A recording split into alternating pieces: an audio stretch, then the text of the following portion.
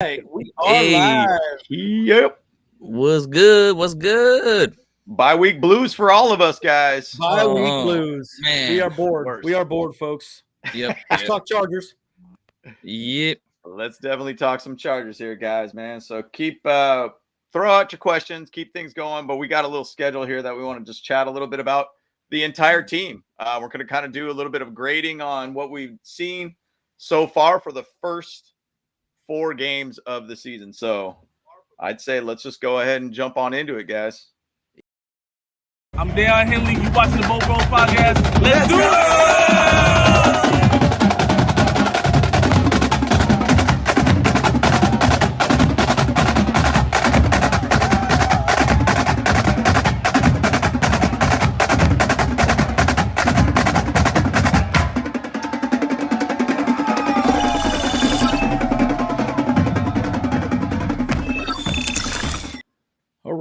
All righty. We are live. Okay, folks. So, Chargers.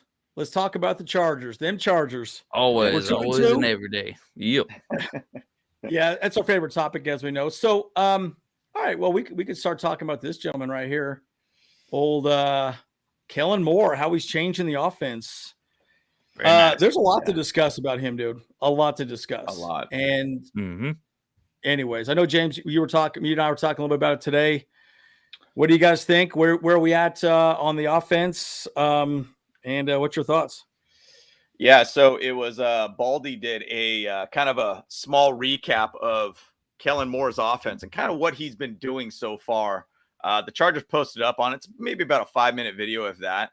Yeah. So one thing that I really watched out of that video, what I noticed about that video is I wanted a guy who could put the players in the best position to win and win one-on-one battles, put them in positions to be able to succeed, to be able to get yards after catch.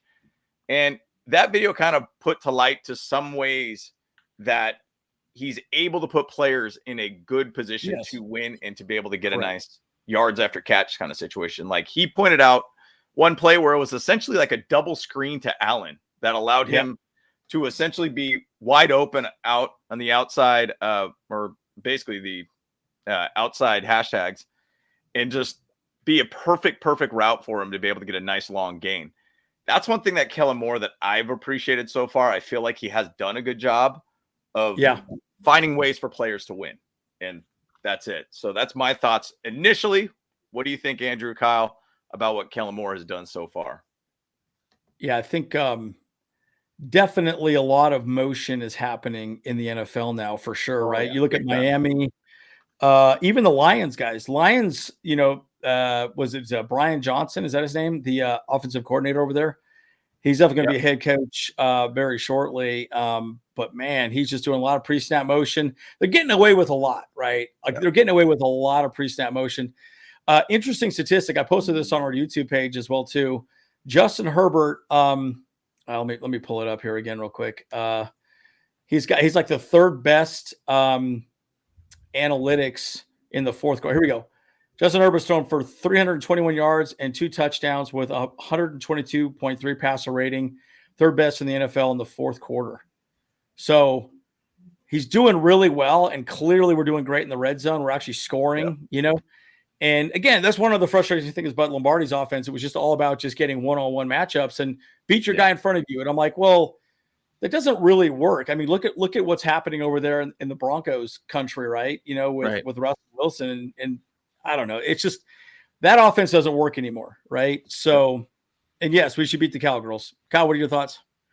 I mean, I feel like Kellen Moore has definitely been kind of a bright spot for our offense. I mean, we've seen a lot more out of the offense this year than we have last year. So that's kind of been like a huge, awesome thing right now, And I think, I feel like if we have a chance against the Cowboys, getting a little ahead of us, I guess Kellen Moore is going to be the reason for that because he's going to have a vengeance game with us, Yep. So and if there's anyone that knows that the Cowboys like the best on the team, it's going to be Kellen Moore. So I mean, obviously, like I like a lot of the plays that he's made. There obviously have been a couple of bonehead 4th and 1 situations, like where they just kind of run it up the gut and whatever. We seem to not be very good at that tush push. You know what I'm saying? So yeah. That's been my only kind of real gripe with it, is that some of those 4th and 1 calls, like at critical times of the game, so.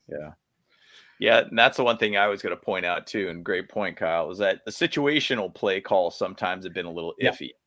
Mhm. And that's the thing that I've even seen, like 2nd and 9s and then try to run it. You don't get any gain or anything like that. It just, little things just kind of are like, man, it's kind of an odd choice. And then even to have, a jet sweep where it was, who was it that ended up having a jet sweep? I think it was week 2, I believe. And it was to like Mike Williams or something like that. And it was just like, that was a really odd choice. You've got a Darius Davis out there who's a much faster guy, probably built a little bit better for that. Probably should have seen a little bit more of that player be a part of that jet sweep. But, I'll say the one thing too. I mean, we're 27.5 points on average per game right now. That's pretty good. I mean, plenty of points. In the NFL, you should be winning games at 27.5 points. Agreed. And then the last 3 games, I think we're still averaging about that, but we'll talk about the defense here shortly, and I'll give you kind of that stat on where we're at with them. So I'm watching this on Twitter, some gnarly fight at the Charger Raiders game. These women got involved in it. I'm like, what in the hell, dude? Yeah. Just trashy people, dude. Just absolute trash. It's just so frustrating. Anyways, I'm like, wow, this is just garbage. Okay, we got Justin Herbert. We love this man. Okay. Thumbs up, Herbie. We love you, Herbie for Prez. Look, he's looking good, man. And bottom line, the thing that's so great about him too, he's looking good. He's looking comfortable in the pocket. I will say this, going back to some of these questions, the guys, keep throwing your questions out. We're going to get to them. We're going to go through our slides, and then we're going to go to your questions afterwards, okay? So we might be a little redundant, but just throw your questions out. But the big loss to Mike Williams is huge, because Mike Williams was a big part of this offense. Yeah. What's up, Matthew? How we doing? Good to see you, Robert. But again, I think it's gigantic. So, and I know a couple questions here, like who's going to step up more, QJ or Darius? Jalen Guyton, man. I mean, I would think Jalen Guyton probably should be around as well too. I'm excited to see what Jalen Guyton can do. But Palmer could step up too. His numbers haven't been spectacular so far. But again, it's going to be really interesting to see how that plays out. So, good on Herbert. You can't knock Herbert for what he's doing. I mean, he's using his legs. His arm looks solid. I think all around, he's just a really solid leader, even in the last game, to having a jacked up finger and still going out there and make things happen and not lose a snap at all. I mean, you can't knock Herbert at all for being one of the tougher guys in the NFL right now. Right. Yeah. I mean, just an absolute stud all around. And I mean, it's fun to watch that guy. It's fun when we got some sound effects for you guys now. Yeah. Kyle's got some sound effects. Hey man, yeah, because Herbert, he's freaking tough as nail, man. Yeah. He played half the year, actually no, most of the year last year with freaking broken ribs and stuff. Yep. So it's like, a broken finger, that ain't nothing to him, Yeah. Well, and even his shoulder issue last year too, he still stayed in. Like, I didn't even know we even had that. And then all of a sudden we found out that he had a shoulder issue late in the season. So, I mean, the guy's an absolute tough as nails, dude. And look at that finger. Look at that. I mean, we're going to see Phillip Rivers, one glove Rivers, but now we're going to see the Herbert edition of that, dude. So, right. I know you guys, just that's a little photo. I know, looking at his butt as well too, but here's the thing. Here's the thing, bro. Like, it's a dislocated finger. Apparently the nail came off. It's the middle finger. It ain't good, dude. So I think I've been reading a lot of articles that he's going to probably run a lot of pistol and shotgun mostly. And that's fine. That's what he did in college. So, maybe a couple of weeks of that, we'll see what happens and, we'll go from there. But a lot of RPO potentially is kind of what I'm thinking. We'll see a lot of with him. Yep. Yeah, I can imagine some quick passes too. Get the ball out of his hands kind of thing. Can't take a hit or anything, but based upon everything they're saying about his finger, he should be fine. Sounds like he's not going to miss any time or anything. So that's good. Yeah. And guys, before we get too deep into it, do you guys, I know we were thinking about doing a Sunday Night Football live stream. It's the Niners and Cowgirls. We're thinking that might be kind of fun. We did that on Thursday night. We had a few people on, but would you guys want to do that with us this Sunday night and watch the game, do a little scouting for the Cowgirls. So let us know, in the chat if you'd like that. Yeah. Hey, I was going to jump on come hang a Matthew little bit. Since we're talking about the offense, I kind of want to jump on this comment right here. Matthew Dahl says, "Look at the Cowboys; they're having trouble scoring in the red zone." So here are the percentages. So Chargers are currently number 5 in the NFL at 68.75% right now. Yep. Pretty amazing. Cowboys are at 30th in the league, 36.84% in red zone. Yep. Whoa, it's a Kellen Moore effect, possibly. Obviously situational. You maybe during the Cardinals they played pretty well because obviously I even highlighted on my weekly recap of Dak Prescott throwing into three-man coverage on one player in the red zone. Pretty stupid throw, and ended up as a pick. And maybe there's just a lot of issues with the red zone over there, which you could clearly see. There's a stat that backs it up at this point. So, yeah. Well, and again, it's a lot of things, right? I do think that, Dak is okay, but we'll talk more about the defense later. I don't want to go too deep into it. I'll talk more about the red zone defense because that's actually doing pretty well with us right now too. Yep. Okay, so let's talk about the running game here real quick as well too. Again, we haven't seen a lot of Dotson out there at all. But look at 25 there. Look at that arm, dude. Straight up jacked, dude. Looks like a it looks like an arm that you get from like a toy at the store or something like that. From right. Oh, looking right on his arm there. There you go. Yeah, dude. He's looking like Jax from Mortal Kombat right there, except it's not a bionicle arm, Yeah. No joke. Shoot. Yeah. So Kelly looking good. Spiller's looking pretty good too. But we are going to be getting Austin Eckler back this week, which is exciting.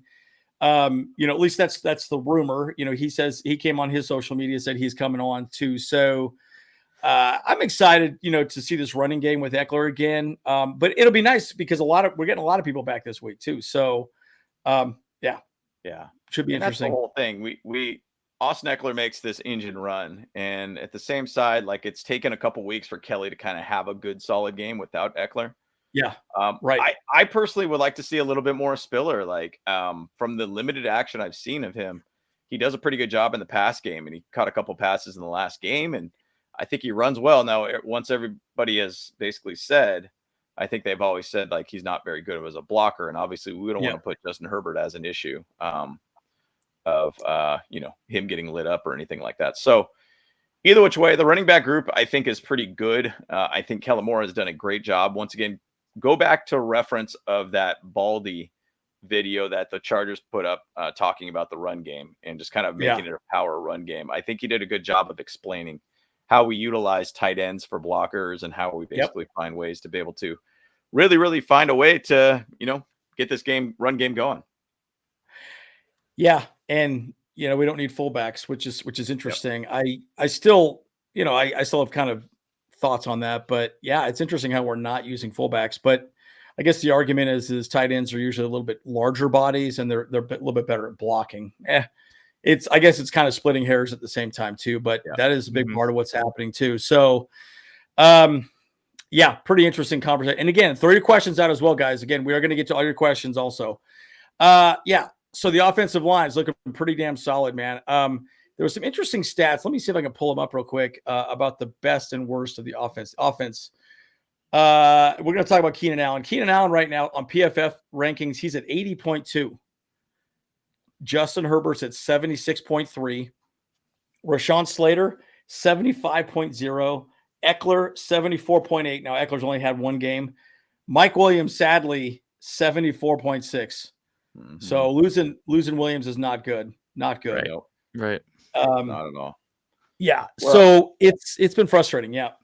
And the one thing too, specifically to our O-line, not having Corey Linsley out there kind of exposes the middle per se. I mean, outside of that though, Will Clapp did have a pretty good rating for his PFF rating as pass protection. So, you'd hope to say that Will Clapp got better. But at the same side, the O-line has done pretty good for us this year thus far. Yeah. So I've been pleased with the O-line thus far. And Matthew, we'll get to that question as well too. Will Clapp's look pretty good. Yeah, man. It's interesting. We'll talk more about Eckler. There's a lot to discuss there. But again, Keelan Allen's balling out. And then on the worst side of PFF ratings, Trey McKitty, the worst, 35.2. Yeah. That's pretty bad. And Stone Smart. I don't even know if he's even got a catch yet this season. I mean, I think Stone Smart's got more catches than Well, that's the though too. Like, I mean, Trey's been blocking. like but PFF tracks the blocking ability and things like that though. So correct. Yeah. I just don't know how much time he's actually had out on the field itself. Like, I mean, he probably hasn't had many snaps. Yeah. Correct. Right. Yeah, and then Josh Kelly's at and this is another concern, 53.1%. That's Josh Kelly. Wow. Dots 54.8. Yeah. Not good either. Josh Palmer 55.7. So that's the worst on the offensive side of the ball. Pretty crazy. Got it. But again, you look at Keenan Allen, he's killing it. I know there's a question about Keenan Allen being double teamed. I would assume so, but the thing is the scheme has been opening him up a lot, right? So it doesn't really matter about him being double teamed at all anymore. It just doesn't matter, right? Yeah.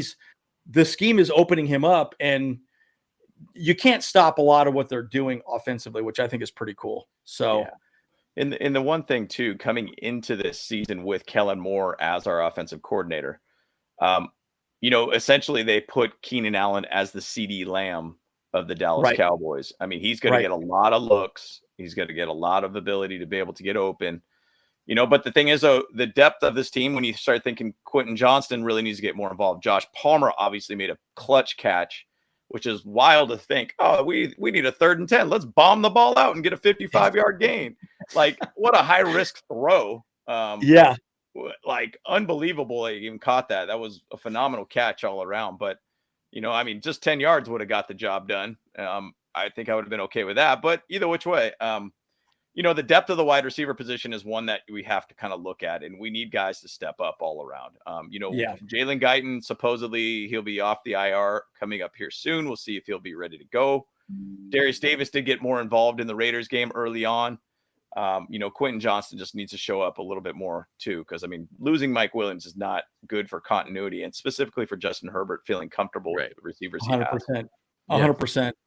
And I think that's the one thing I will say that I think Herbert can really improve on this year is he's gotten very focused on one person. I mean, you look at the game against Minnesota, he looked at Keenan Allen the entire damn game. He did not look at anybody else. And okay, it worked, but that's not a good thing, right? Like, I think he needs to be able to distribute the ball a little more. And again, Everett's been quiet, and I know there's people talking about Kyle Pitts. I know GTR man talking about, we'll talk a little more about that a little later on. I have some definite thoughts on that, but Parham's having a good season. By the way, he does not have a broken wrist or anything like that. It's just a sprained wrist. It's a sprain. So it's just hurt a little bit, it's a little soreness. But ain't nothing to cry home to mama about, Cry home to mama. You want some cheese with that wine, right? That's right. It's right. He probably got a sprained wrist when he caught that freaking rocket of a throw and like 3 yards away from him that Justin Herbert threw in the touchdown. Like, that pass was, I mean, Herbert put some mustard behind that thing. Yeah, he did. Boy, I was like, unbelievable he even caught that pass. I mean, I was stunned. Yeah, it was pretty nuts. Yeah. No, what happened was there was one he threw to him in the back of the end zone, and the defender for the Raiders blocked it. He had the what's it called, the broken wrist or whatever. So he had like a club on his hand, so he couldn't catch the ball. So he knocked it down, and then he just oddly fell on the ground in like the weirdest way. I'm like, how the hell did he fall on the ground like that and then hurt his wrist? I mean, just super klutzy move, dude. It's like, whoa, that was just crazy. I mean, the guy's 6'9" or something like that. But good God, bro, like, learn how to fall correctly. I mean, it was weird. Like it like you watch it, you're like, wow, that was a really stupid looking play. Well, he needs to do some ballet or something like LT did back in the day, or but then found out that Eric Kendricks, he actually does Pilates, in order to does he? To learn how to do fall a little bit better, Yep. Pilates. Yeah, he's got to, man. He's got to. But hey, it's good to hear that he didn't break his wrist, because he's been a big factor for our red zone too. So we need to make sure Parham's out there because it's not easy to defend a 6'8", 6'9" dude. You know. Nope. Just throw it up. That's the Madden GOAT right there. That's right. Yeah, That's right. Madden GOAT. Well, let's talk about the elephant in the room. We got Brandon Staley here. I know everyone's talking about him getting fired after the season, all the above, and look, man. I mean, Nope. oh, who was that? Who was it? Yeah. Yeah, it came out of nowhere. Oh, here we go. Here we go. LA original. There we go. That's it. Okay. Mhm. Yeah. So Kyle's got the sound effects. He's got the sound effects. Good job. Yep. That was a sound effect. That wasn't a Bolt Bro original part there. Was it though? I don't know. You guys will Was never it? know. Oh my gosh. Good job, Kyle. That was great. You just made everybody on the thread throw up. Yeah. So yeah, but like there's a lot to discuss about Brandon Staley, man. And I will say this. The defensive side of the ball, we are getting tons of pressures. Aren't we leading the league in sacks right now? Let's see. Seattle had 11 against the Giants, so I can imagine that's we're right. probably in the same level. Yeah, but we're doing really well. And we're like we're +5 on turnovers. Cowboys are +9 on turnovers right now. That's crazy. That's wild. Yeah, but we're doing fine as far as the defense is. Well, I shouldn't say that. As far as total yardage, 404 yards a game. Now again, we got torched by Miami, right? So I kind of feel like those numbers are a bit skewed. At least not as bad as freaking the Broncos did, though. So yeah, Broncos are pretty bad. There's at least that little bit of hope there. Well, and you know how many points the Broncos are giving up now? They're 37.5 points a game. Now, again, gosh, 70 points. That's huge, folks. Right? So wow. I suspect we're going to see some nice updates. With the defense. I have liked a lot of the blitz packages. We're seeing some nice stuff, and we're seeing Henley out there a little more. We did see him a little more in that game. I don't know. I feel good. What do you guys think in the chat as well, too? What do you think about Brandon Staley? Yes, no, maybe so. Like the guy, hate the guy. What's your thoughts? Is Bolt Bros? Thoughts is. Kyle, you can take it. Start it up. Bruh. Yeah. Bruh.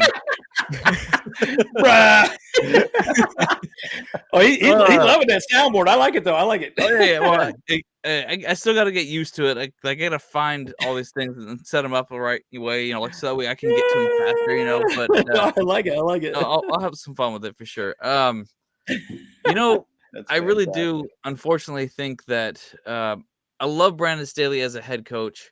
I think he's done a lot with this team that we haven't seen in a very long time, and he actually got the ownership excited about the team. He got, and he's made the management do a lot of things that we pick up some really solid players and stuff. We actually are pushing to be contenders once again. But he's just made so many bonehead calls, on defense. It's been really frustrating to watch. And again, it goes back to that situational type of stuff. We're giving up way too many third down conversions. We're giving up way too many fourth down conversions, and our defense has really been struggling the last 3 years that he's been here. And as we've seen these last couple of games, we're scoring the 28 points. They're scoring 28.2, and that's just enough for them to stay in the game and to get their hopes up and to make these Raiders fans loud in the fourth quarter like they always do, and they think that they're going to come back.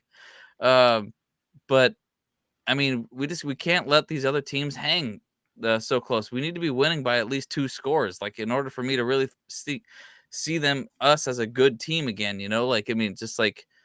It's been frustrating. They've been scoring too much under Brandon Staley's play calls. It seems maybe it's okay. So let's talk about the next 4 games as well too, right? Yeah. Win, loss, next 4 games. And James, what's your thoughts on Brandon Staley? With Brandon Staley, obviously I'm just basing it upon 4 games. 2 games he was conservative, we lost. 2 games that he became aggressive, we won. The difference between 0-4 season, 2-2, and a 4-0 season is very, very marginal between it. Yes. I started looking a little bit more at like it's just taking a 3-game sample and what the run rate is for us. I think we're about 27 points on average per game and giving up 23 points per game. Now, that's starting to kind of show that, hey, are we starting to get a separation a little bit? Did the Raiders kind of help us out a little bit because they put Aiden O'Connell in there or whatnot? Yep, sure. Kind of helped out with the stats and everything like that. But the thing is, the defense needs to find a way to be more cohesive, more, just assertive to at situations. Now, once again, the 2 games that we did win, we did find a way to get a pick in the red zone to basically end the drives. Like, you're putting pressure on the defense, and the defense finds a way to step up. It's kind of a hard thing to really give him necessarily a grade at this moment, but at the same side, it's creating a lot of heart attack games. That's all that's happening right now. Yeah. It's tough to watch. But and Marcus brings up a good point. The next 2 games waiting for my defibrillators. For sure. These next 2 games are big. They're huge. And we'll chat a little bit more about the next 4 or the next block of games, essentially a quarter of the season, because that's some big ones there in front of us. Yeah, we got this guy Thule looking like a straight up baller out there. I wasn't a huge fan of him when we drafted him, but the more he's killing it, dude. And he's taking up on a lot. I know Chargers Weekly talked about this, how he was getting double teamed for the most part against the Raiders, and they were leaving Khalil Mack alone. But I know Deion Henley rushed a little bit in the middle. I am seeing a lot of Kenneth Murray rushing a little more. He's doing a lot more aggressive, pass rushing, and we blitzed a lot more against the Raiders also. But again, it was only a 5-man blitz. It's not even really a blitz. That's just 5-man front, right? So we were doing some nice creative stunts and some things that were working really well. So I thought that was pretty good. But again, Tule's looking awesome. I mean, you can't say enough about the guy. He's opening lanes for Bosa. We should get Bosa back, and obviously Mack is looking great right now, and just exciting. So, huge. Big fan of Thule. I mean, the thing about it is, like, this slide is all based upon like the defensive line. We just put Thule, Mack, Bosa involved in the entire defensive line, and if I look at it as a grade, I'm excited to see what we're doing here because, what do I say? I said Thule, Mack, and Bosa on the line creates sacks. So when you got all 3 of those guys on the line, sacks happen. Even to the last game of the Raiders game, Mack just went on the attack and just got 6 sacks real quick. Like wild stat, please. I don't have one. We'll find something. You got like the Jeopardy one or something. Yeah. What? Oh, there we go. Oh, God, here we go. I don't know if that's the right one, but no, that one didn't quite work. I don't know. Oh, that's fine. That's fine. That's good. Let's get a little sound effects blooper there. Wow, stat. There we go. There we go. That'll work. So wild stat though. Like McDaniel was asked a little bit, like, why didn't you double team Mack? And McDaniel was like, oh no, we did some other things, and we kind of did double teaming on him. The actual stats say he did it twice on him the entire game to double team him, and Mack was just getting sacks left and right. Like, well, the amount of pressure he got, forced fumble, sacks. I mean, come on, right. dude. Like, he didn't lie. I guess he did it once or twice, right? Yeah. We tried. Okay, we tried. That's like 6% of the time, I guess. But all right. Yeah. Jeez. 6% of the time, it works every time. That's right. But again, the nice thing is we're being aggressive. We're doing what we need to do. We're doing some good things on the defensive side of the ball. And I'm a big believer. I mean, Thule's looking great, right? And then obviously it's good to get our linebacker play. Dude, I'd say K9 is balling out. James and I were talking about this earlier today. Guys, do we see a contract with K9 before the season's over, dude? I wouldn't be surprised if we lock him up. He is looking fantastic right now, you could probably get him pretty cheap, definitely cheaper than you're paying Kendricks for sure. Yeah. So, and the reason why we didn't pick up the 5th-year contract is knowing what the linebacker market is right now. Yeah. Like just to say, like Drew Tranquil, like, I mean, that is a dirt cheap contract to go to the Chiefs. Yeah. Linebackers aren't getting paid that much anymore, guys. These massive contracts are really not happening anymore. And unless, and I didn't really look at what the linebacker market looks like next year or whatnot, because sometimes if it's really, really like not many linebackers there's going to be a lot of guys that are just going to end up getting paid a lot of money more than they should necessarily. But Kenneth Murray, man, like, I'm impressed with a guy. When a guy goes into a contract year, for some reason, they find a way to be able to, do really well. It's a tough thing about us because next year we don't have a whole heck of a lot of money, but I think there will be a lot of money being shifted around. Plus, if we have the money that we currently have around $11.5 million and move that over, it kind of helps out the salary cap next year. But, Kenneth Murray, you might be able to get the guy for like 2 years, $10 million, like, or whatnot, something at a cheaper base level at a $5 million per year average. That's not that bad to keep a guy that's been here and actually did really well for us. Well, for 1 year. I mean, like this is typically what happens though with a lot of these running backs. We saw it with Kaiser White. We saw it with Drew Tranquil. And now we're seeing it with Kenneth Murray. Like they're just showing up, for their final year of the contract because they're trying to find, they're trying to shop around, trying to prove that they're worth again, Yeah. So, you know what it is? They're still in their hoe phase. They're in their hoe phase. That's right. They still hoe phasing it, Yeah. They're still hoe phasing it. Yeah. Yeah.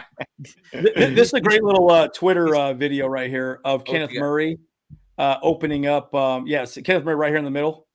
Right here. And then you got Henley out here. Look at that. He hits Jacobs, and then Khalil comes in and cleans it up. Yep. Pretty sick. I could barely see it though. It's all glitchy. Yeah. Yeah. Oh, it is. Yeah. Oh, sorry. It was running a little slow, but I could see the point of it. I could figure it out. Yeah. And that's the thing. Like when he was in Oklahoma, like he had that ability to really rush the quarterback and do very good against the run game. And I feel like it's, once again, we didn't really utilize him. Now, when we give him basically the green dot, like he seems like a different linebacker. Like he seems like he figures it out. But I think part of it's because he's got the green dot. I think there's something to be said when you're the captain. Yep. You've got to put your head in the game. You know what I mean? And I think he kind of at times, he just seemed a little befuddled or something, right? Like where am I supposed to be? Where am I supposed to be? I don't know. So I don't know. We'll see. But I think Eric Kendricks right here has also helped him out as well too. And we should get Kendricks back, by the way, for the Cowgirls. So it'll be nice for us to be healthy. And again, Mikey Davis is looking pretty good. Again, Yeah. Just trying to find a captain. Yeah. Captain, look at me. Yeah. I was like, oh, what's this all about? Okay, cool. Yeah. So defense, by the way, PFF grades, best defense. Okay, name the number one highest rated defensive player on PFF on the defensive side of the ball for the Chargers. Well, for the Chargers, Alohi Gilman? I don't know. Is it Alohi Gilman? I don't know. It's got to be Michael Davis. Yeah, like he's doing super well. I feel like he's not really good at all right now on PFF for what Really? I've seen. I think he's at 44 or something. Okay, number one, Khalil Mack, edge. Oh, 83.1. Okay, well, yeah. I guess I was thinking cornerbacks. No. Just all quarterbacks because that's who you got on the screen right now. So like, yeah. Well, good point, right? Good point, right? Yeah, sorry, I threw you guys off a little bit. Yeah. You messed me up, bro. Yeah, that's good. Sorry, that's very easy to do. Yeah. Well, how about let's see what Mike. Well, okay, so let's go to the best here real quick. Cornerback Asante Samuel Jr. 78%, 78.8. So he's good. Great, killing it. Yep. Yeah, he's doing good. Yeah. Gilman at 74.3. Yep. Great. And guess what? Nick Neiman, 65.3. Wow. How crazy is that? Nick Neiman, I would have thought he would have sucked, but he played great out there. Yeah. And Check this out. I've been a fan of his for a while. I like that. It's good. Yeah. Okay. Dean Marlowe, 63.2. That's freaking good, dude. Wow. So they could afford to take a little time back for bringing what's his nugget back. I mean, look, Marlowe looked good out there, man. He looked great. Yeah. I was very happy with him. Well, the thing about Dean that he's been on other teams and he's has some NFL experience. So like it's good to have a veteran guy and a guy that actually was under Brandon Staley or at least the same school back in like 2015 or whatnot. So there's familiarity there too. And yeah, Blood Sausage BFF is super biased, but it kind of gives you a general idea regardless. Like, because there's sometimes I'm like, this guy had a good game. He had like an 80 game when I'm like, I don't think I saw that same game as you because it doesn't make any sense. Well, sometimes the ball doesn't go to that person either, right? You know, Sure. you're sort of off the play, and I agree. Okay, so the worst on the defense is Brevin Allen, our edge rusher, Oh yeah, undrafted, 29.8. 29.8. So I don't know. He didn't set the edge well. It's probably why they didn't bring him up again. Yeah. So that's why they brought Andrew Farmer up, I think, last week. makes sense. Austin Johnson, 34.8. So not great. Scott Matlock, 39.9, which kind of surprised me. Yeah. Mikey Davis, 44.2. Yeah. Oof, that's not. And But yeah, that's ahead, been James. a big emphasis. I think he's like 100 was close to 100% or at least a 90% completion rate, I think, on passes thrown to him. He just last year he was Vato, ice in the veins, Vato. And then today he's iced like for this season. So it's like cold as ice. He's cold. It's so cold in the D. Cold in the D. Yeah. But we got to get a better play out of Vato. I mean, you know, I think the reason why we made that JC Jackson move, obviously one, financial side of things for the longevity of this team. Two, maybe there were some chemistry issues going on there. Three, maybe he wasn't fitting in the scheme. Personally, I don't think he was played correctly to be in the scheme, in my opinion. I think that he should have been a little bit more of a press corner more than anything versus an off coverage kind of guy. But you got Asante Samuel Jr., who's doing really well. You fit him into the outside at that point, and then you put Jasur in the inside, and then, you know, saying Bassi, you know, you signed him, who's a familiarity guy from last season, and then Dean Leonard. You just start going with the youth movement is basically what we're having here right now. And you know, we got to find better play out of Vato. So you hope that this bye week's going to help out a little bit for him. Yeah. And I think it will. You know, I think having an opportunity to do that, and Gilman's looking amazing too. So he's doing well. And then also JC Jackson's PFF grade, 48.2. Yeah. So he was a little bit above Mikey Davis, but not much better. So yeah, we were lucky to get just a pick swap out of him. You know, like, I mean, I'm surprised they didn't just give us a bag of chips for it, you know? So shoot.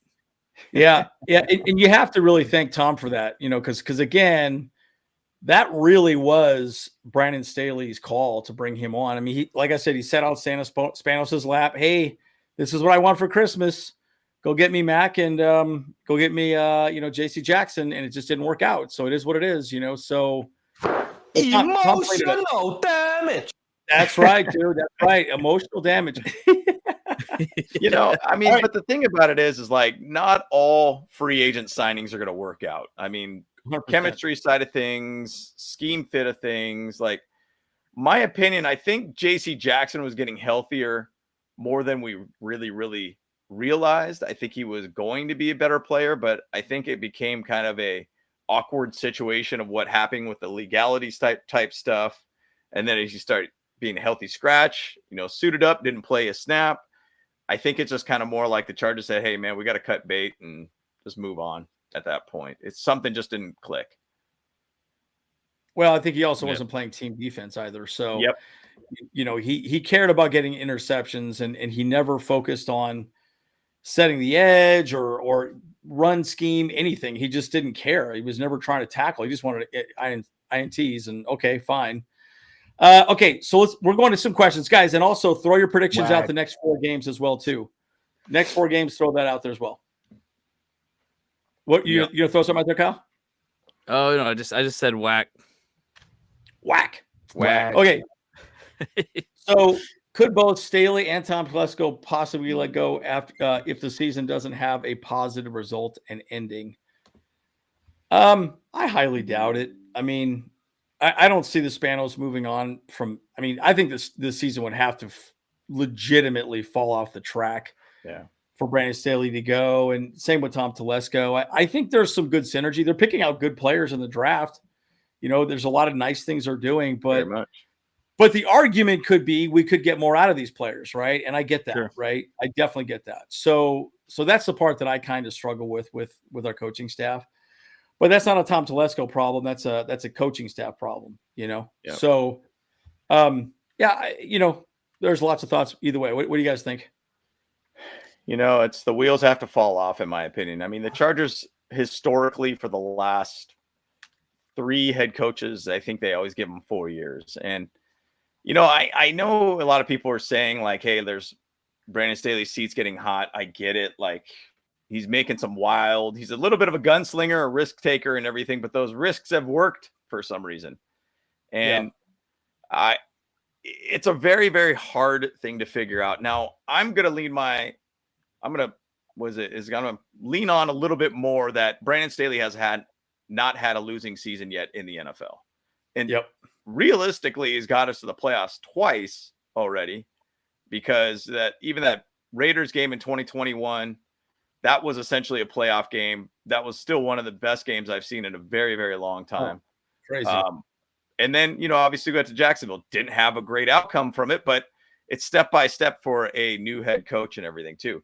And to Andrew's point, Tom Telesco and Brandon Staley, to me, I think are a very, very good combination for the draft purposes too. Like, we have drafted really, really well. Like, just to say right now, like, let's say last year, Jamari Sawyer specifically, we got him way late, 6th round. Yep. That guy saved our season last year. Like, yeah, he did. That's a Georgia guy. I have no idea why he ended up getting way far out in the 6th round. Does not make any sense to me. That was a great pickup. We basically got a couple different O linemen out of that, Zion and Jamari Sawyer, and see where they're at now. They're starting O linemen for us. This year, we got Thule, a guy that looks phenomenal for us.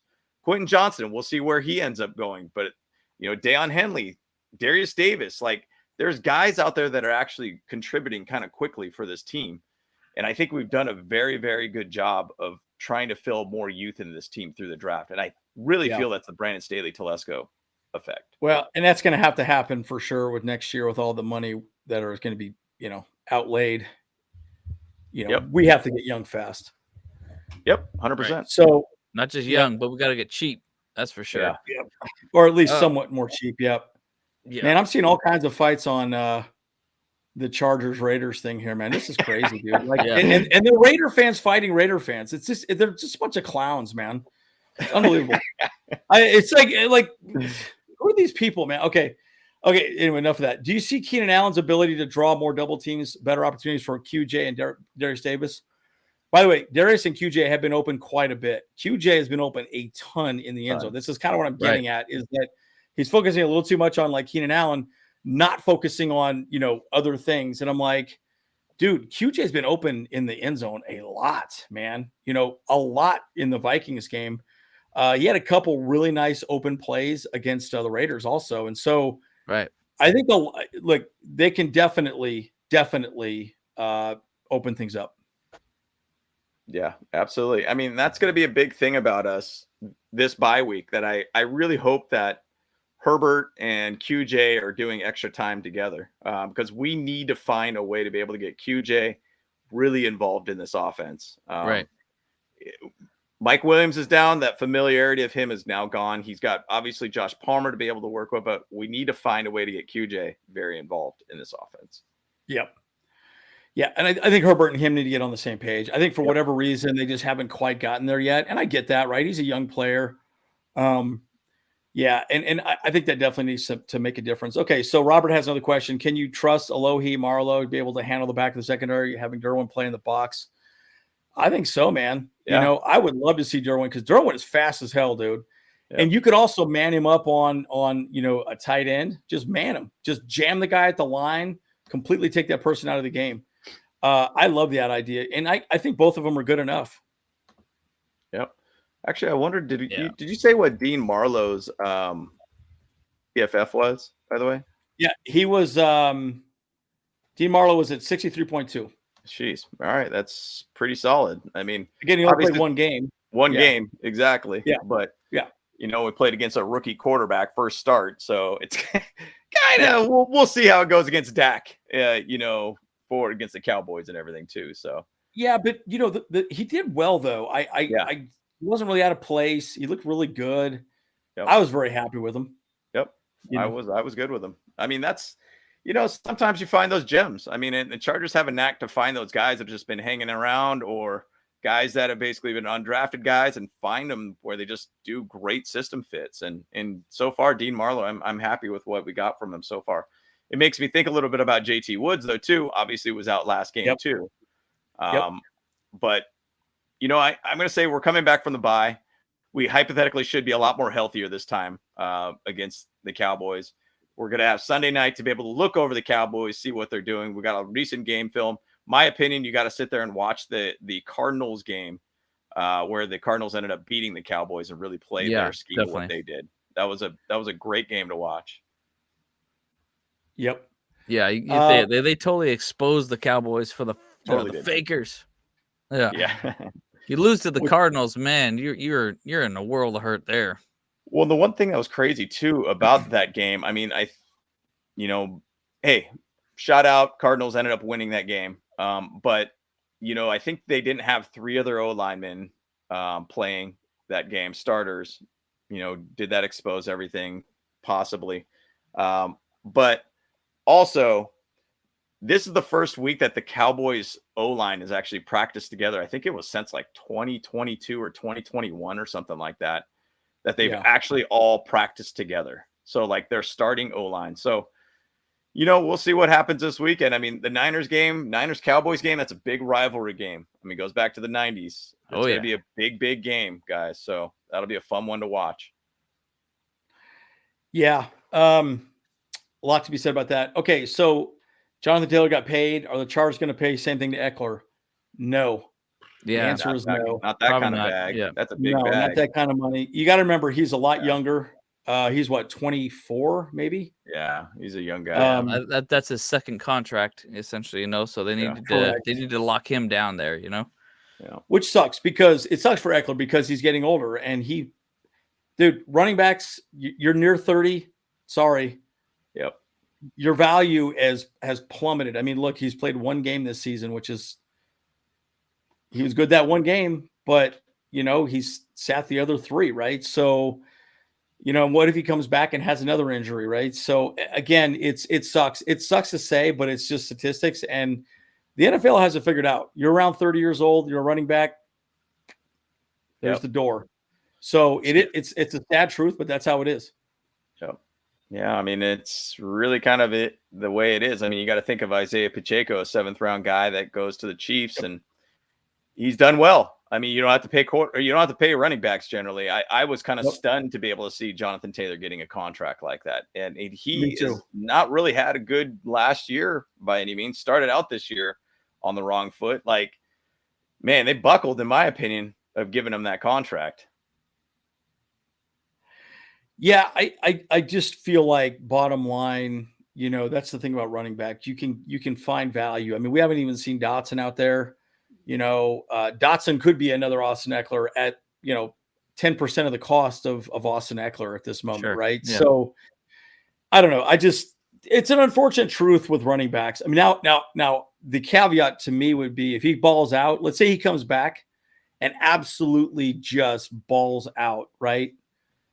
Then maybe we give him a bigger contract. Who knows, right? But again, just Robert's point, he wants a 4-year deal. He wants a big, thick deal, and there's no chance he's getting that from any team in the NFL.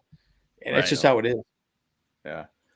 I mean, Eckler's a stud running back. I mean, he's an all-around back that you would love to have, but age does catch up. I mean, injuries do come around, as what we've seen, and it's crazy that he had an injury during the Dolphins, and I don't know even know when he jacked up his ankle during the Dolphins. Seemed kind of random. But aging backs, getting to the later years, it becomes harder for you, to be able to stay in shape and everything too. Yep. Yeah. And then a dual threat tight end, a lot of people keep talking about Kyle Pitts. I know GTR Man talks about him. I've never been a fan of bringing in somebody mid-season too. I just think that doesn't work out very well. Yeah. You're giving up a lot to bring somebody there. I don't know. But don't get me wrong, Kyle Pitts is badass. It'd be nice to get him in the offseason somehow. And tight ends are hard. Tight ends they're difficult because you have blocking you have to be involved in, especially in Kellen Moore's offense. There's a lot of things that you have to do as a tight end. Again, we don't have a fullback. So they're basically fullbacks as well as run blockers and passing. So it's just a really hard position to bring into the Chargers organization, in my opinion. But I don't know. It's just my take. What are your thoughts, Kyle? Yeah, I mean, I actually really was trying to propose to or talk to the Out of Your Falcon Mind podcast a little bit about that. I was like, yeah, let's give up some of our picks and trade a player for you for Kyle Pitts. I mean, that would have been pretty solid actually. But the Falcons though, they really like him over there. So there's no chance that they're really going to trade him away because, I mean, he's still really young. They want to see how he develops a little bit more. And so that's if we wanted to trade for Kyle Pitts, we would have to give up a lot. And I mean, because I think he's in a lot of ways he's they're a Hunter Henry type of player, I guess, for them. Where he's still doing really well. He's not amazing, but he's doing good enough for them to actually get further down the road. But I mean, that was the thing too this off season is that a lot of us did talk about that we needed a tight end, but we didn't really get one in the draft.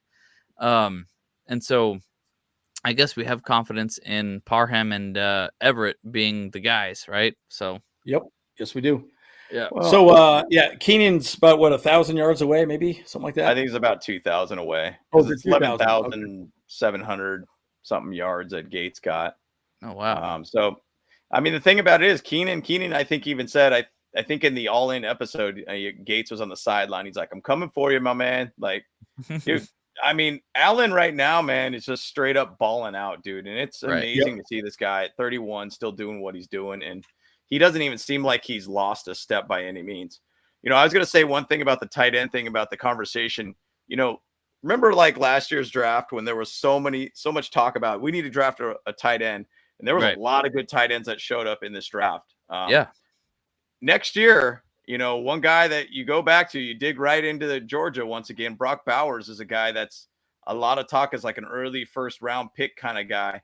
And since a lot of these teams did end up drafting tight ends previously, they're not going to do it this year. So, you start looking at a guy like a Brock Bowers who could be a guy that you could really, really put in your team. Easily could be a number one tight end in any team in college football right now.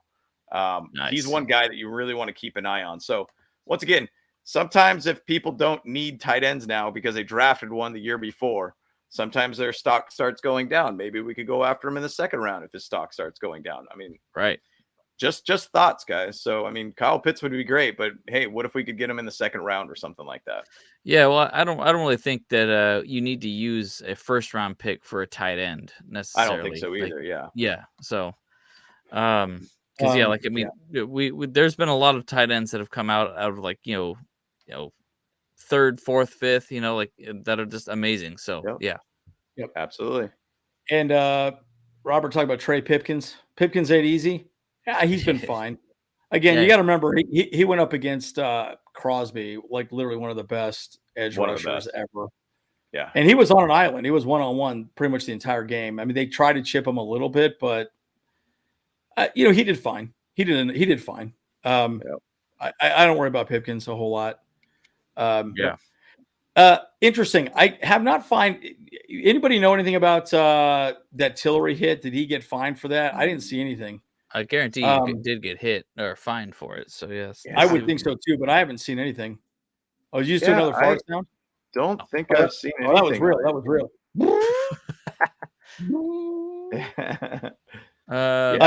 People are saying I haven't seen anything that he's gotten, fine. That's kind of weird. People are saying maybe $34,000, but I think that's going to be way more than that. I think it's going to be in the hundreds. I think it should be suspended for one game too. I think that was clearly a malicious hit. That was not I mean, even Max Crosby was pissed off. He's like, "What the hell are you doing?" Crosby was chasing him down, and I just feel like it's, and this is a great comment, guys. I know everyone wants to talk about Staley leaving. Actually, let's go to this one first. Exactly. Jewwater. Am I saying that right? Jewwater? Does that sound correct? Hey, I was like, did I read that correctly? I'm like, I guess so. You better be careful how you say that one, man. You're gonna get canceled, dude. Good God. Yeah. Hey, we're a football podcast. Come on I'm riding Yep. with Coach Staley. Bruh. You can see it close. Kellen Moore's offense needs to work in the second half. And look, I agree with you. Look, I had a really weird thought. Okay, I really truly believe that Brandon Staley he understands what he needs to do against high passing offenses. Look at what we did with Miami. Honestly, they made every play work. Every play. And you're like, okay, well, we sucked. Well, sure, but man, like he made perfect throws every time. We didn't get any pressure. He got the ball out super quick. I think the right play was called, but they just executed better. Yeah. So consequently, right, I think we're scoring fine. We just got to get our defense on the same page. And you're right. If it continues being like a revolving door and you're bringing in new people all the time, you get no continuity. Like you got to remember, there's different players that Anthony Lynn drafted. I mean, K9's a great example. That is not a Brandon Staley guy. Yeah. So, when you have a revolving door, it just makes it really difficult. I just don't want to see Kellen Moore go to be a head coach anywhere else. I want to see him here one more year, really solidify with Herbert and go from there. Anyways, that's a long-winded conversation, but I think it's something we should discuss. Well, and that's a great point. And I think to me, like I lean my hat on basically he hasn't had a losing season. He keeps us competitive every single year. Yes, there is a lot of games where you're like, what are you doing, bro? Like, what are give you me a doing? deep heart attack. Yes. Yeah. What are you doing? But for Man. some reason or another, it just ends up working, guys. And like, I feel like we're not far off. Obviously, if you even look at the season, we're not far off being 4-0, 0-4, or 2-2. We're just trying to make small little changes that we need to make that I think Brandon Staley will figure out. That's not the one I wanted. Like, no, keep it going. Keep it going. No. I thought it was going to be the let me tell you something. Let me tell you something. Oh, let me tell you something. But it was But not I it. mean, Yeah. what I'm basically saying is that I think Brandon Staley continuity at the head coaching position is I think an ultimate importance on this team in general. Yeah. Every 4 years, you're resetting the team, philosophies, vibe, everything of the team. It just becomes a 4-year. Every year, you're looking for a new head coach. Like, go to the Steelers. They've had 3 head coaches in their years, as a franchise. That's incredible to think about. They have won multiple Super Bowls. You got to just kind of ride out that ship for a little while longer. Like, Bengals are one of those other franchises that hold the head coaches for a long period of time. Zach Taylor right now, like, remember his first year was like 1-15 or something like that. He lost Joe Burrow. I mean, there's a good chance he might have a losing season again this year, but they're going to keep him there. Like, long-term head coaching makes a lot of difference within this team. If there's nothing internally that's happening that's throwing off the vibe, or ownership's not seeing eye to eye, I don't want to see a reset, guys. I don't want to see a reset. Yeah, and you're right. The two No great reset. no great reset. Agreed. We used to watch that show like crazy. The Bolt Bros. Yeah, Hey. we love that show. By the way, the Bolt Babes gave What's us up, Bolt Babes? Oh, what's good, Bull threw Babes? us $20. Thanks for the donation. But yeah, kind of bummed there is a bye week this week. I guess we are all going to be at Cracker Barrel. Yeah, no doubt. And with the old people. Cracker Barrel, baby. Stupid. Let's go. Hey, those pancakes slap over there, dude. They slap. Hey, man, we got to remove James from the podcast somehow. We got to make that happen. Hey, don't Pancake knock slap. until you try, Come on now. Don't knock Come on until now. you try. Jeez, dude. Jeez. Let's go. But Bolt Babes, that's awesome. Thank you so much. I really appreciate you. And link up with us. Shoot us a message. Come on now. Like, our email's at the bottom there. Connect with us. We are going to be at the Bears game, so I think we're planning on all coming out. James, you coming out to the Bears game? Not 100% sure on it. I know it's something I would like to do. So Just do it. That's right. Just do it. Yeah, I know. I'll see if I can try to make that one out, because that would be a fun one to be at. Hopefully, we're not 2-4 by that time. Yeah. If we're 2-4, we'll be in real trouble. yeah. Indeed, I agree. I feel like the bye came at a right time. Herbert's fingy. His little fingy got hurt. I just showed it like that too. That's great. I didn't realize what I was doing. Dude. Yeah, nice. Yeah, bird. his bird. But it's good. We got a lot of people we can bring back. I think it's nice because you can also have the offense and defense kind of come together. What worked, what didn't go well, what positions are really solidified. I think it's a good thing. And Thule, man, a lot of people are talking about him being defensive rookie of the year, dude. That guy is blowing it up right now. It's awesome. If he keeps moving the trajectory he's doing, absolutely. There's no chance he won't. Yep. No, yeah, he's killing absolutely. it. And I'm excited to be able to see his progression, man. Yeah. Yeah, and this is a good point. Dietz, Raiders Chargers stats mean nothing for the outlook of our season. Expect at least nice game for Herbert next week. Look, it's weird, man. I don't know what it is about the Chargers and Raiders, but man, we always have close games. They just don't like each other, and I get it. We hate the Raiders. Man, I watched like 5 videos on Twitter about these stupid Raider fans fighting, and they're Raider fans fighting Raider fans. They're not, it's so that's stupid. normal. I'm like, that's normal. Man, just troglodytes, dude. Just troglodytes, like absolute like hill people, dude. Like, come on, dude. Idiot.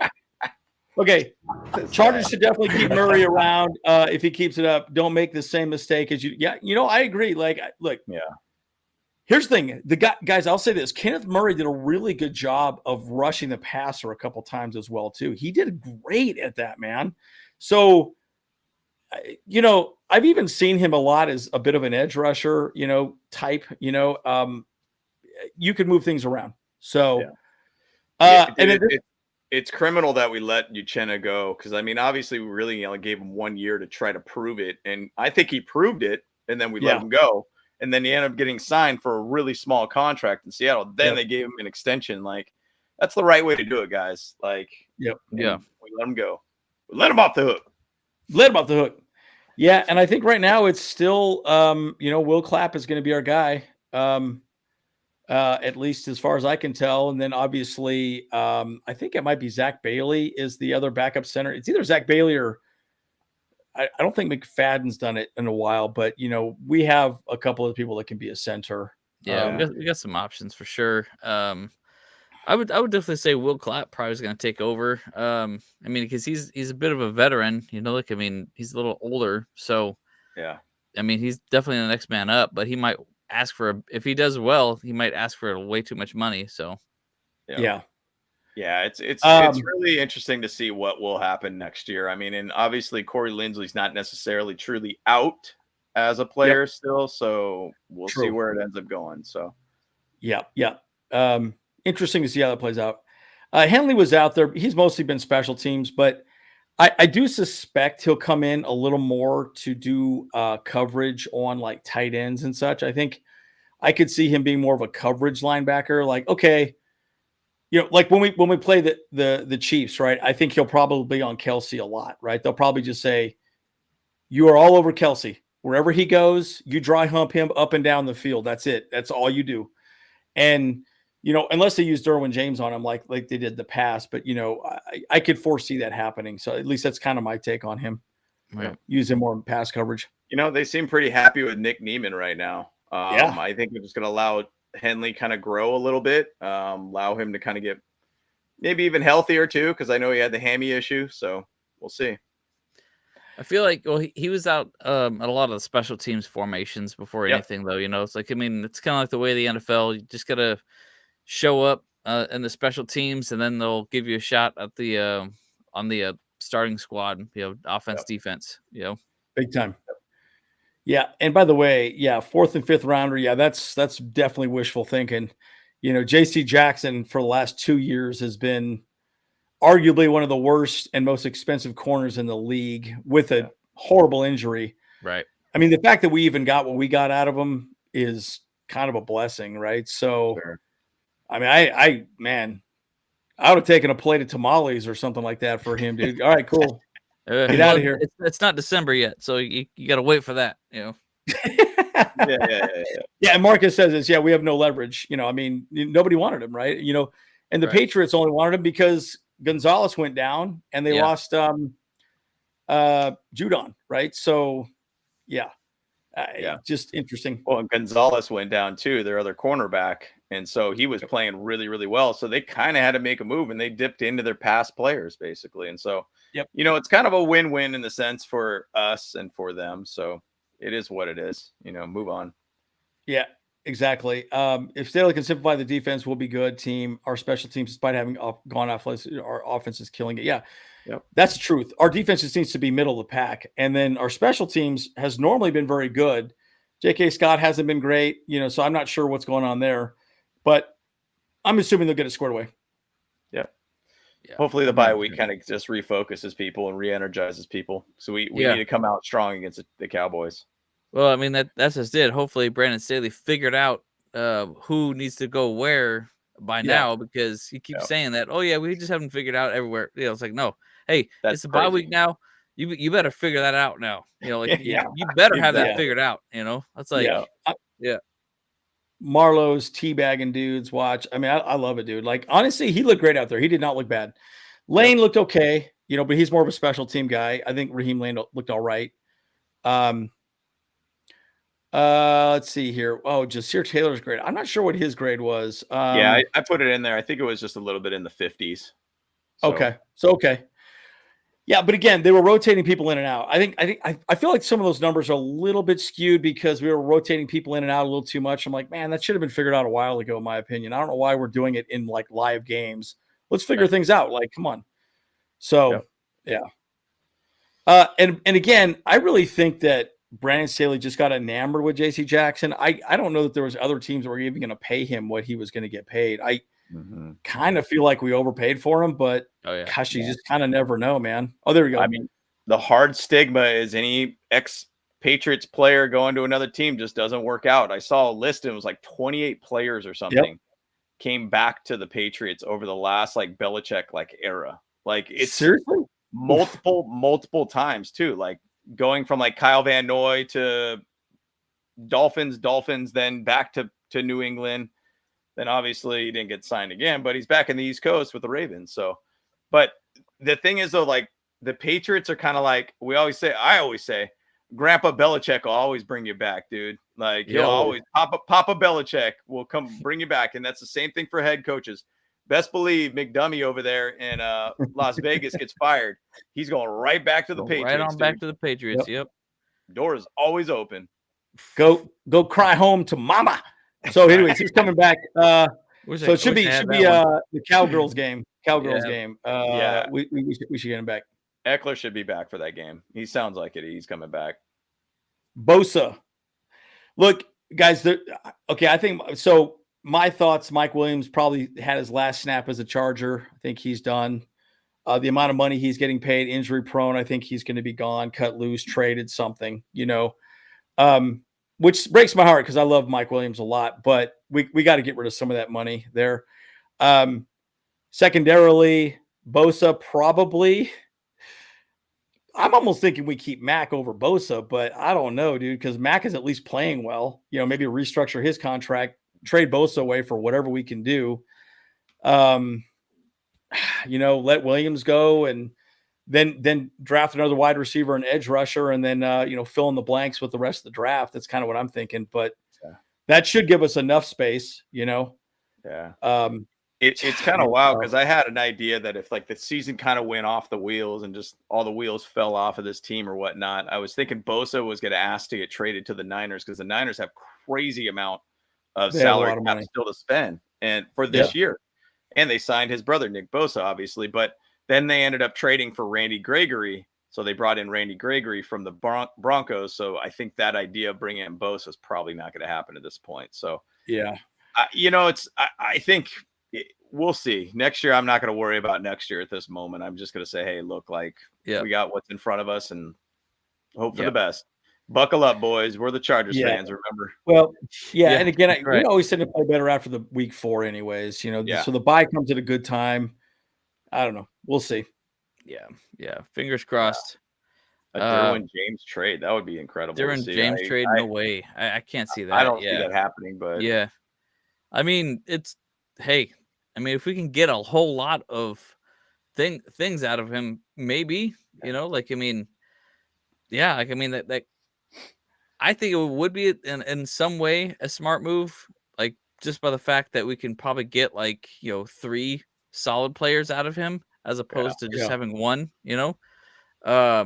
one amazing player can give us like 3 great players, like, I mean, that's what I would think, but I don't know. I mean, like Andy's saying though, too, like having these mid-season trades, whatever, like with people, it's not a really good thing to do, because, they just can't, get their heads around like the new offense, new defense, whatever position they're playing, so it definitely causes problems. Like at that I can point. understand more on the defensive side of the ball over the offensive side of the ball, just because, especially if you're a wide receiver, right? Because you Right. have to, you have to get on the same page as your quarterback. Yeah, Who was gotta be the on trade tempo. last year that happened mid-season, and he got like 3 throws thrown to him like twice? What was his name? There was the guy that from Cardinals to the Dolphins. That it was something like that. Yeah. Yeah, I can't remember. He renamed Robbie Oh, Anderson. Anderson. That's right. Yeah. Like And then he got renamed himself to something Yeah. else. I don't even remember you named himself now. That's but right. And I'm like, dude, like, what's the point of even picking up a guy like that? That's part of the problem with when a guy like a Mike Williams goes down, it's bad because you cannot replace that guy. You cannot replace him.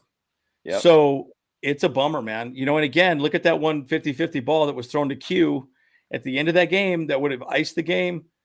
He literally went up and tried to body catch it again. It hit off his chest and fell down. And I'm like, man, dude, hands, baby, your hands. Come on. Yeah. And so I don't know what happened there with that as well, too. So anyways, the thing is, Justin Herbert throws a very heavy ball, right? It is humming when it comes at him. So, you catch it in your chest, it's going to bounce off your pads pretty quick. Right. So, Yeah. Yep. Yeah. He's got to figure that out. Okay. Here we go. Bolt Matic. Hey, good to see you. Good to see you. What's good about my Bolt fam? Work from home lunch. Nice. Good to have you. Good to have you, brother. Yep. Okay. And then kind of bummed out we're not making moves. We should make some capital by bye week. Y'all see any moves, trades? I kind of don't. I just don't. I just really don't. I feel like we're over the cap. I mean, we got a lot of money coming out next year as well, too. Right. And I don't know. Well, let me put it this way. Someone like a Keenan Allen goes down, then yes. Yep. Then we are making a move, But until something like that happens and there's no replacement there, then yes, So that's my take on it. Yep. I mean, I think we have a pretty good wide receiver group right now, but yeah, once again, I don't even want to talk about injuries. I hate even talking about that. Yeah, and I've heard this as well too, original one, that Eckler's acting stupid and actually holding out on his own, right? Yeah. And it kind of wouldn't surprise me, but it's probably backfiring on him because now we won 2 games in a row and he hasn't played. Oh, do we need you now, Eckler? I mean, I think what he would have hoped is that maybe, we would have lost, maybe 1-3 at this moment or something like that. But now that we're 2-2, it's like, well, it'd be nice to have you, but whatever, right? So, yeah, I don't know. I've been seeing a lot of stuff. Yep. I don't know. It's just a lot of running backs aren't going to get paid or anything, too. I mean, I remember when before the season started, they were talking about running backs possibly faking injuries to be able to have leverage and stuff. And I mean, it kind of worked for Jonathan Taylor, or like he was complaining from the get-go, and then all of a sudden they said he was injured. Now he's got a bag, basically. Yeah, which is really weird. Okay, so X factors on both offense and defense versus Cowgirls. Well, you got to stop number 11 on the defensive side of the ball. You're gonna have to double team Parsons like crazy. I mean, no matter what, you chip him, put somebody out there. That guy, you got to keep him off of Justin Herbert. I would go back to a lot of what we did against the Vikings and kind of the quick game. Just get the ball out in space. Right. I think if you do that, that would work out well. And I would also integrate Q on that, right? Get him into some screens, some bubble screens, get some yak going with him, get him moving a little bit. I think that would be good. But man, if we could just put Dak on the ground, I think good things will happen with that team. I don't think it'd be a problem. What are you guys' thoughts on Robert's question? going to say Darius Davis on both sides of the ball for offense Yeah. and special teams. Yeah. I think it's kind of something. Dallas Cowboys currently are ranked 0 they're last in kickoffs, obviously, because they've scored a fair amount, Yeah. but they actually are the worst current based upon total stats, returning stats in the NFL for special teams. So now, once again, I don't know if they've got any touchdowns scored on them or anything like that. But at the same side, I'm just kind of basing it on like Darius Davis and the speed on offense and speed on special teams. Probably would be a big factor. I think Tulio will be a major factor for our defense too. Offensively, you're going to definitely say, Andrew said, O-line. We got to find a way to keep Parsons away from Justin Herbert. Like, he's the engine that gets that offense or that defense going. You got to stop him. You cannot let him run free. Yeah. I don't know. That Dallas is going to be a tough game. I hate to say it, and that really makes me want to puke, but Dallas is a really tough team this year. They figured out something, and they are on a very upward trend. And so I hope that the Niners kick the shite out of them, and like they get all beaten up or whatever for us and stuff like that, because we know that they're in the top 5 on offense and defense right now. So, I mean, there's a lot of things that we need to adjust in order for us to beat that game. So, as far as us goes, I mean, they're gonna. I don't know. Our offense needs to really step up in a big way, and I hopefully Eckler comes back and he balls out. Like freaking. Gets another 200-yard game. That'd be amazing. But we need to punch them holes for him. Yeah. Yep. I mean, we've played last couple of years that we've played against Dallas. I mean, we've done well against them. I mean, I want to say the last time they came to SoFi, it was a pretty low scoring game that they ended up beating us. But then I think the year before that, we were in Dallas and beat them. I want to say it was like around Thanksgiving time that we ended up beating them out there, which basically I think that season led us to potentially getting to the playoffs. So, I mean, who knows? I mean, you would hope that Kellen Moore's got the inside scoop on what to attack and how to attack them. Obviously, they know who Kellen Moore is, so they know the scoop on us. It's going to be an interesting one. They're going to talk a lot about the Mike McCarthy, Kellen Moore connection, a ton of that. Yep. Yeah. Good point here, GTR man. Peyton and Dable, they're not doing great now. Dude, Dable freaking imploded on his boy, dude. Woo. Yeah. So, I mean, say what you want to say, but Peyton. Look, I have never wanted to hire a coach after they went into like broadcasting, because they're not an existing coach. I mean, look at what happened with Chucky, when he went to the Raiders, right? And I've just never been a believer. I mean, they're paying him what, $20 million a year for what, dude? Like, it's a guaranteed contract. Good. Yeah. They're burning money in the air, dude. Peyton's not going to be that great. So I don't know. When you've been out of it for a long time, I just don't think it's. Yeah. And Dable's a good coach, but I still don't think it's going to make that big of a difference. Yep. I agree. And his finger, again, dislocated finger. Oh, yeah. So Herbert's finger. Yeah, it sounds like he's not going to miss any time or anything. I think it's just a dislocated finger. So he might have some crooked looking fingers, Yeah, he's going to be throwing the ball like this for a while, Yeah. Yeah, you know what I'm saying? Well, that's the Arizona State, that's the shocker, dude. Thing, dude. Oh, shocker. Yeah. Oh, or the shocker. Well, no, they got the shocker going. Yeah. 2 in the pink, 1 in the stink. There we go. Hey-o. I want to see another body slam. Kelsey, Taylor Swift. Bruh. Yeah, dude. Bruh. But look, dude. Okay, I said they should have been fired 2 years ago. Boy. Let's see. Oh, both bros. Oh, we got Tommy T's burner phone. Let's go. Oh, let's Tommy go. in the house. Let's do it. Let's do it. No, and again, I think we're going to be ready for the Cowgirls, right? I really do believe that, at least this bye week is going to be good.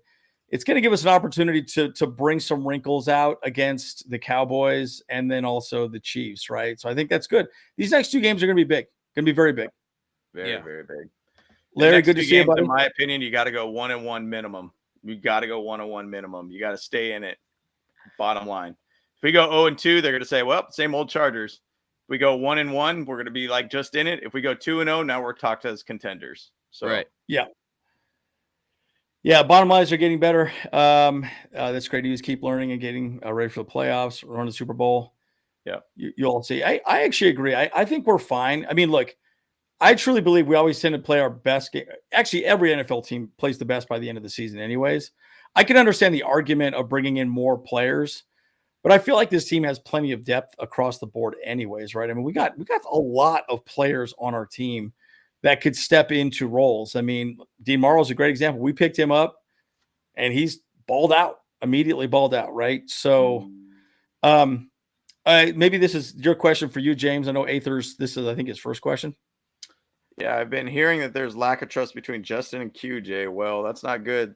They are linked to each other for the next 4 years, my bros. Yeah, no, I mean, we were chatted a little bit about that earlier in the show. It's like this bye week, you got to see connection with QJ and Herbert. Like, you have got to figure that out. He needs to be that big factor to put this offense and keep this offense rolling. I feel like that last game, we utilized a little bit of Darius Davis out there because I think he's kind of that X factor guy that kind of helped out a little with the run game and everything and utilizing his speed. But QJ needs to be a factor now. Like, has got to be a factor. He could step in right in for that Mike Williams type role. And we need to get him out there. Get him going. So Tillery fine 11K, huh? Good. Only 11K? Yeah, that seems ridiculous. I mean, really light. Yeah. I mean, that's wow. Yeah, and again, I really do think that QJ will be fine. I think it might be a little bit of everything, right? First round pick, his own personal expectations, and I really think that Herbert and him haven't really gelled a whole lot, right? So I mean, it kind of is what it is. Well, in preseason, there was like a lot more. He was playing with the second string guys too, with Easton Stick. So familiarity, I think, needs to be able to be more game time familiarity. And I think QJ will do well. I think Sarah B nailed it on the head. I think she'll get up. Hey, look, he's from Texas, by the way. So he wants the ball out there. Well, actually, no, excuse me. That game's here in LA. My bad. But he still wants the ball out against the Dallas Cowboys, right? Come on, let's go. That's right. Yeah, and again, I think and by the way, QJ was open a lot, man. He really was, and he's created the separation he needs. I just think Herbert clearly has maybe just not felt like, well, let's put it this way. Max throws a much lighter ball than Herbert. Herbert puts some freaking stank on it when he throws the ball. So, these wide receivers got to have some pretty damn good hands. And so I think, he's had enough drops where I think he gets a little stressed out and frustrated. Go. Bull Babes threw another $49.99 at us. Are you out of your mind? Hey. Geez. Yeah, James, don't tease us with the pancake slap. Man, those pancakes were good, though. I wasn't knocking them at all. We'll win against the Cowboys. And Herbert is the type of person that will stay playing no matter how hurt he is. That's just who our quarterback is. Yeah, no doubt. For sure. He's one of those guys that's just an Iron Man. And it's the same thing with Phillip Rivers. He was an Iron Man. And you gotta love a guy like that. He's kind of one of the rare few, I think, in the NFL that are just, hey, rub some dirt on it, get it back out there, my man. Just pat him on the butt. Let's go. Get back out there, bud. Yeah. Yeah. No, and thank you so much, Bolt Babes. Again, message us, shoot us a message. So we're going to be at the Bears game. So yes, definitely link up with us for sure there. Leonard Fournette, cheap veteran, minimum deal. I've always liked Leonard Fournette. That guy's kind of a, just a big bruiser back, which is kind of cool. So a bowling ball. Yeah. Yeah. I like that idea.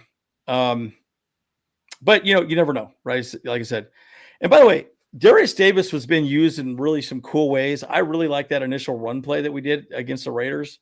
And man, that was like 50 yards. Almost took that one to the house, man. I mean, it was absolutely incredible. So, just really cool. Justin, good to see you, man. Good to see you on YouTube as well, too. So it's the platform we use the most. So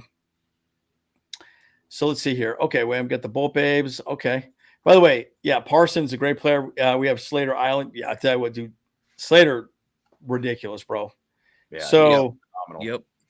He'll probably be on Pipkins, I would assume, more than anything, in my opinion. And that's what kind of Beer's in the sucks for house. Pippen. Oh man, he came late to the party today. Yes, he did. Yes, he did. Bolt Lightning, what's up, man? How we doing? Good to see you. I'm going to buy Bitcoin. I'm going to buy some Bitcoin. Bitcoin's probably $50 now, isn't it? Yeah, right. Man. Hey. Oh, jeez. Oh my goodness. I guess. Yeah. So I guess this is good. So, you're going to be out of town. That's not cool. Well, reach out to us, Bolt Babes. Either way, definitely reach out to us. Have conversations with us for sure. Bummer. Okay. Well, I know we're about an hour and a half now at this moment. I know we can get a little long-winded, and this is a bye week. Yeah, it was all right. We just chatting with people, it's all good. Want to chat. And again, guys, in the chat, would you want us to go live Sunday Night Football? It's going to be Niners, Cowboys. Okay. Do you want us to go live? Because we can, but we want we want to make sure people are going to be there, right? At least a few folks wanting to watch the game with us. Mm-hmm. We do a game cast. So let us know in chat if you want us to go live for the Sunday Night Football game. So final thoughts. Who wants to go first? You sounded like you were ready to rip, so let's go. Yeah, let's you start. I'll go. So look, I think bottom line, guys, I think the bye week in a weird way came at a good time.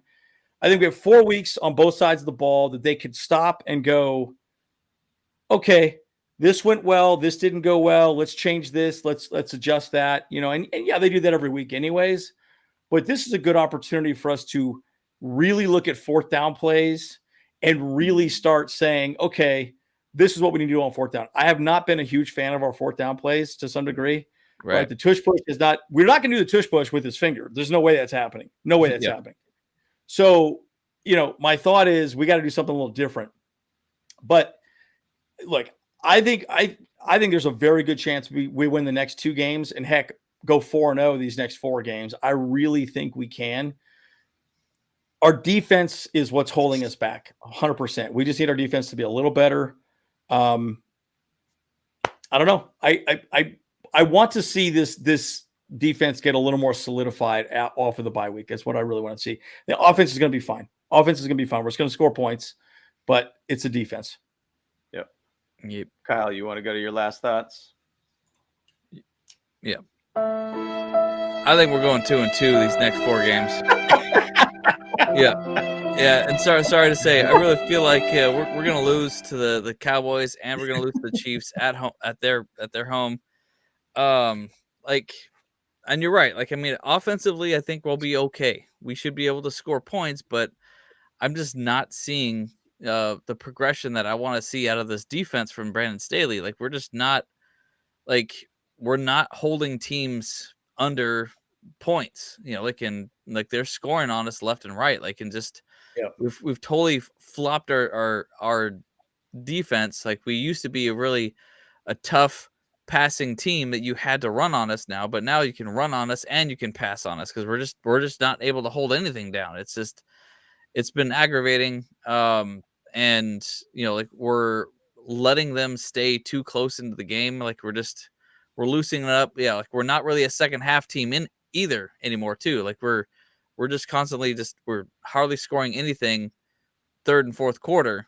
And that's an absolute problem. You got all gas, no brakes, pedal to the metal, keep your foot on their throat. You know what I'm saying? And then we can actually win some games. And for these next 2 games, these are these next 2 games are the most important out of the next 4. And if we can split them, then that's great. But I just don't see. I have a hard time seeing the wins coming from these 2 games with what we've seen these last 4 games. So yeah, hey dude, hey Kyle, you need to get your head back in the game, son. hey, just like my dating life, I'll ask no breaks. That's what it is. I'll ask no breaks. Oh boy. All right. Well, it didn't seem like a lot of people sound effect out there. Oh. Yeah. Oh my gosh, it's amazing. It's amazing. Oh, go ahead, James. All right. Well, last thoughts on my side. Kyle made some good points though. The thing about it is I personally think we'll go 1-1. We'll find a way to be able to either beat the Chiefs or beat the Cowboys. One of those 2. Like I said earlier in the show, if we go 0-2, then they're going to say same old Chargers. If we go 1-1, we're just kind of in there, just kind of in that mix. If we go 2-0, we're contenders at that point. Like, that's pretty much what's going to happen. Now, I'm going to say, to Kyle's point, if we go 0-2, we're having, once again, the same issue. We cannot beat good teams. And that's our problem with this team, and has been a problem for the last year, pretty much, with this team. We got to find a way to beat good teams. And we were so close in a lot of the other 2 games that we ended up losing, but we ended up not finding ways to close out the games. I think bottom line, we got to get both of the offense and defense, special teams, all on the same page. And everybody needs to be able to think that same way, as all gas, no brakes, basically all game, every game. So you got to find a way to close games out. You got to find ways to be able to end those good teams and crush them. Like, it's been such a long time that I feel like we just had a confident game. Like that Raiders game, I was confident for that one for about 3 quarters, give or take.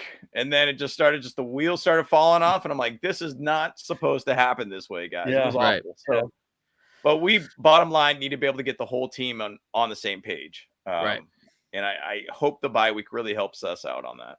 Yeah, I agree. Well, of course, a lot of people blew up on me in the chat there. Yeah. Oh, yeah. Yeah. Hey, I mean, we gonna beat the Cowgirls, dude. We're gonna beat the Cowgirls. I mean, dude, y'all, we've been Chargers fans our whole lives. Yeah. Like, you see the way that the Cowgirls are playing right now.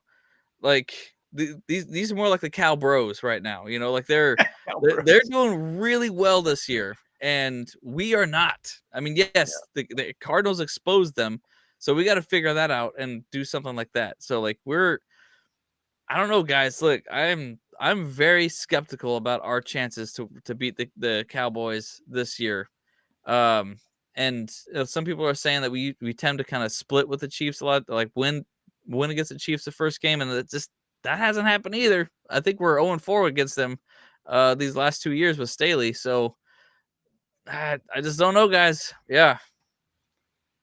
Well, it'll be interesting to see either way. I mean, I think again, we played a lot of really close games, and like I said, I think the bye week comes at a good time. I think these next 2 games are very pivotal, right? If we can win both of them, then man, we are absolutely contenders, and people are going to be excited to talk about the Chargers again. And it is what it is, man. So, and I do believe Parsons will be healthy for the game. Of course, you never know, right? I mean, I believe he's going to be in for the Niners game. So, again, guys, do you want us to do a live for Sunday Night Football? We had a lot of yeses. Give us a thumbs up or a yes. That'd be good. Let us know. But we were thinking about doing it. We did Thursday Night Football. That was a pretty freaking boring game. Commanders and Bears. Ain't nobody cares about those teams really, but whatever. Yeah. So it was kind of a dry run for us. We were just kind of like, we figured out some things too. Some people joined us, but we were talking more about the Chargers the whole time, but not the game. So, and that's what we totally would do. So, hey, just a thought too. Parsons didn't practice pretty much all last week because of an injury. So, but I mean, there's a fair amount of injuries on Cowboys. Like I said, talking about their O-line, and first time the O-lines practiced together since 2021, I think it was, or some crazy thing like that. So, I mean, hypothetically, you got to say Michael Parsons is going to be out there, but it's unspecified right now about what's going on with him. Well, they're actually saying that he was light practice, full practice. So, different report that I was looking at, but they got a lot of their starters that are kind of banged up. So, but that's the season, NFL, right? And that's one thing too, guys. That's one thing you have to remember. No matter how it doesn't matter how a team starts, it's how you finish. Yep. That's my dating motto. You